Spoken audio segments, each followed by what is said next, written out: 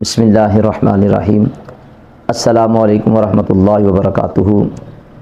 میرے بھائی نے سوال پوچھا، وہ کہتے ہیں کہ یہ جو ہم بچوں کا عقیقہ کرتے ہیں تو یہ عقیقہ کرنا کیا فرض ہے یا واجب ہے؟ اور اگر کوئی بندہ اس کی استطاعت نہیں رکھتا، یعنی بکرا ذبح کرنے کے اس کے پاس پیسے نہیں، تو اس کے لیے کیا حکم ہے؟ ہماری رہنمائی فرما دیں۔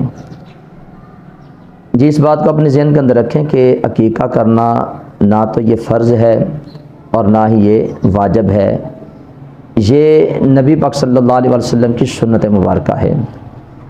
یعنی 7ویں دن عقیقہ کرنا یہ نبی پاک صلی اللہ علیہ وسلم کی سنت مبارکہ ہے، اور اس کے بعد اگر کوئی بندہ کرتا ہے تو یہ ایک مستحب عمل ہے۔ اس سے بچے کو دنیاوی اور اخروی بہت زیادہ فائدے ہوتے ہیں، ماں باپ کو بھی فائدے ہوتے ہیں۔ ہاں، اگر کوئی بندہ مجبور ہے، وہ نہیں کر سکتا، تو یہ سنت مبارکہ ہے۔ اگر وہ نہیں کرتا، وہ صاحب استطاعت ہونے کے باوجود بھی اگر نہیں کرتا، تو آخرت میں اس سے اس کے متعلق سوال نہیں کیا جائے گا، پوچھا نہیں جائے گا، کیونکہ یہ فرض یا واجب نہیں، یہ ایک سنت مبارکہ ہے۔ تو کریں تو بہت زیادہ اجر ہے، ثواب ہے۔ 7ویں دن کرنا یہ نبی پاک صلی اللہ علیہ وسلم کی سنت مبارکہ ہے، اور اس کے بعد اگر کوئی کرتا ہے تو یہ مستحب عمل ہے۔ مجھے امید ہے کہ میرے بھائی کو اس مسئلے کی سمجھ آ گئی ہوگی۔